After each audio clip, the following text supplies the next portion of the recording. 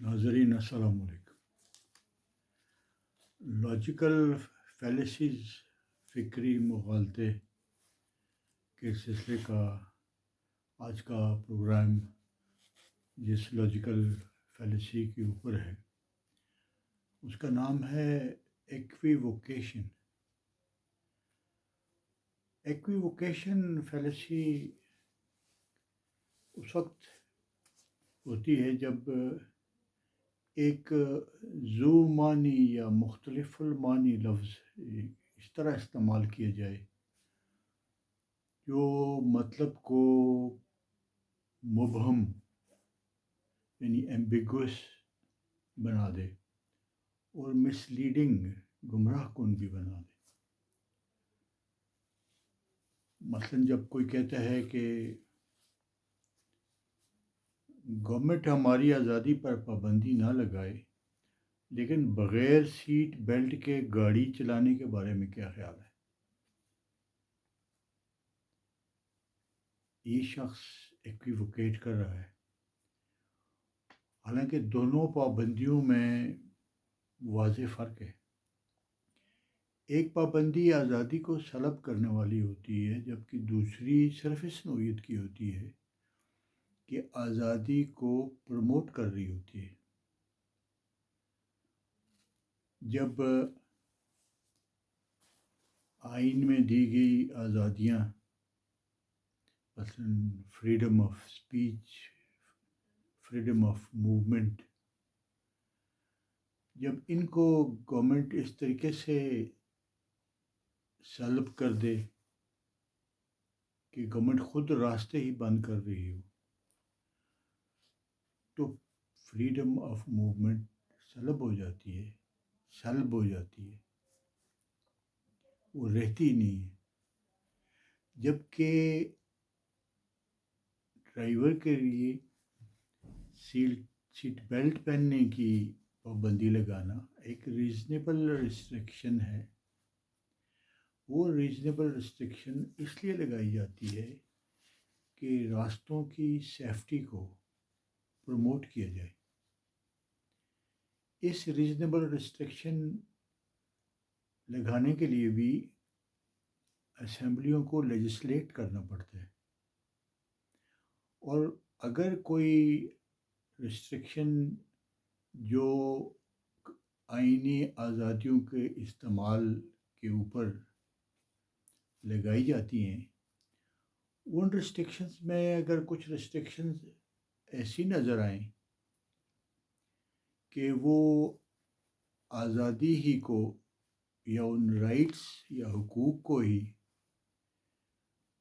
متاثر کر رہی ہیں تو پھر عدالتوں کے پاس آئینی عدالتوں کے پاس یہ اختیار ہوتا ہے کہ وہ ایسی لیجسلیشن کو، ایسی قانون سازی کو، اس کو ریویو کرے اور اس کو اسٹرائک ڈاؤن بھی کر سکتی ہے۔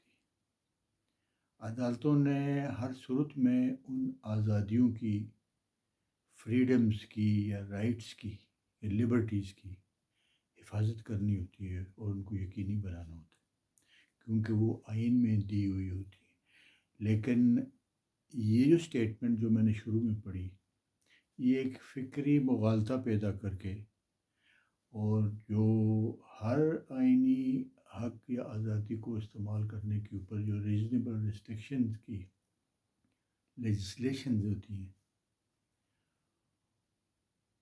ان کو نظر میں رکھے بغیر اور یہ دیکھے بغیر کہ وہ لیجسلیشن نمائندہ اسمبلیاں کرتی ہیں اور ان کے اوپر نظر ثانی کا حق عدالتوں کے پاس ہوتے ہیں، اور جنہوں نے آئین کے تحت حلف اٹھایا ہوتا ہے کہ آئین میں دی گئی آزادیوں کی حفاظت کریں گے۔ تو یہ ایک فکری مغالطہ ہے جو کہ سیاستدان اکثر یا ہمارے لیڈرز پیدا کرنے کی کوشش کرتے ہیں۔ جو ایکویوکیشن ہوتا ہے، یہ فیلسی، اس میں ایک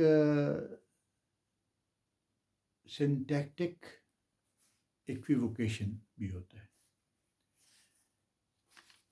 سنٹیکٹک ایکویوکیشن یہ ہوتا ہے کہ جو گرامیٹیکل معنی کے کی گرامیٹیکل جو سائڈ ہے اس کے اندر ابہام یا مغالطہ پیدا کر کے ایک جملے سے یا ایک لفظ سے مختلف معنی لیے جاتے ہیں.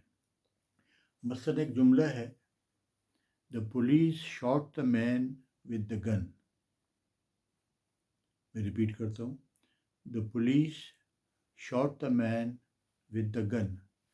اب اس جملے کے دو معنی ہو سکتے ہیں, دو مطلب ہو سکتے ہیں کہ the police shot the man who was carrying the gun, یا یہ بھی ہو سکتا ہے کہ police use the gun to shot the man. یعنی پولیس نے اس شخص کو گولی ماری جس کے پاس بندوق تھی, یا کون سی بات درست ہے کہ پولیس نے بندوق کے ساتھ آدمی کو شوٹ کر دیا. اب یہ جملہ مبہم ہے اور گمراہ کن ہے, اور یہ دونوں پاسبلٹیز کو کنٹین کر رہا ہے, اور اس سے دونوں مطلب حاصل کیے جا سکتے ہیں. اور اگر یہ جان بوجھ کر بولا گیا ہے تو یہ ایک لاجیکل فیلیسی کو پرپیٹریٹ کر رہا ہے. دوسری پریگمیٹک ایکویوکیشن ہوتی ہے.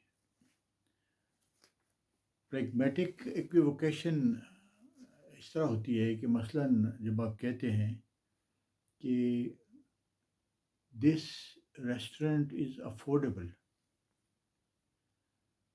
تو یہ جملہ کہنا کہ دس ریسٹورینٹ از افورڈیبل یہ واضح نہیں ہے, یہ مبہم ہے اور یہ مسلیڈنگ ہے.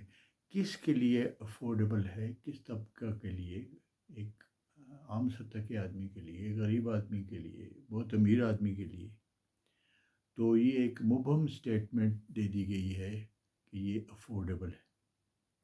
اسی طرح جب ہم دیکھتے ہیں کہ موبائل میں کوئی اپلیکیشن لوڈ کرتے ہیں تو اس پہ لکھا ہوتا ہے دس ایپلیکیشن از فری, اور اس کو لوڈ کرنے کے بعد پتہ چلتا ہے کہ وہ تو صرف ایک مہینے کے لیے فری تھی, یا اس کے بعض فیچرز فری تھے, وہ جو فل اس کے اندر فیسلٹیز ہیں وہ تو فری نہیں تھیں, اور آپ کو اس میں آپ سے ڈاؤن لوڈ کروانے کے بعد آپ کو پتہ چلا کہ آپ اس کے فل فیچرز انجوائے نہیں کر رہے ہوتے.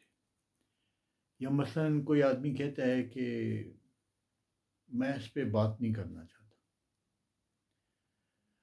اگر کوئی لیگل یا کوئی لاجیکل آرگومنٹ تھا تو اس کا جواب دینا چاہیے تھا. تو یہ بات کہنا کہ گویا کہ اس کے پاس کوئی جواب تھا اور وہ دینا نہیں چاہ رہا, یہ ایک فیلیسی کریٹ کی جا رہی ہے بجائے اس کے یہ کہنے کے کہ میرے پاس اس کا جواب ہی نہیں ہے. تو ناظرین, جو ڈفرینٹ لاجیکل فیلیسیز ہم ان پروگراموں میں ڈسکس کرتے رہے ہیں, میں آج ان سب کے بارے میں آپ سے یہ ریکویسٹ دوبارہ کرنا چاہوں گا, جس طرح میں نے پہلے پروگرام میں بھی کی تھی, کہ یہ جو ساری محنت ہم کر رہے ہیں اس کا تبھی فائدہ ہوگا کہ آپ اس کو پریکٹس کریں گے. آپ اس کو اپنی فیملیز میں بیٹھ کے اپنے بچوں کے ساتھ, اپنے بچوں کو سچ کو تلاش کرنے کی اور سچ کو پہچاننے کی صلاحیت ان کے اندر پیدا کرنی ہوگی. اسی طرح ٹیچرز اپنے شاگردوں کے ساتھ ان لاجیکل فیلیسی جو کوئی 12-15 ہم نے پڑھ لی, تو اس پہ اگر ایک ایک فیلیسی کے اوپر 5 منٹ بھی لگائیں اپنی کلاسوں میں متعلقہ ٹیچرز, تو وہ 2 ہفتوں میں یہ ساری لاجیکل فیلیسیز ڈسکس ہو جائیں گی, اور بچے اس کی مثالیں ڈھونڈ کے آپ کو دیں گے. پریکٹس سے چیزیں آپ کے ذہن میں سنک کرتی ہیں, ذہن نشین ہوتی ہیں. وہ ایجوکیشن میں جس طرح ہم کہتے ہیں کہ I listen, I forget. I hear, I forget. I see, I remember. जिस चीज़ को फिर मैं देखता भी हूँ सुनने के साथ तो वो मुझे याद रहती है।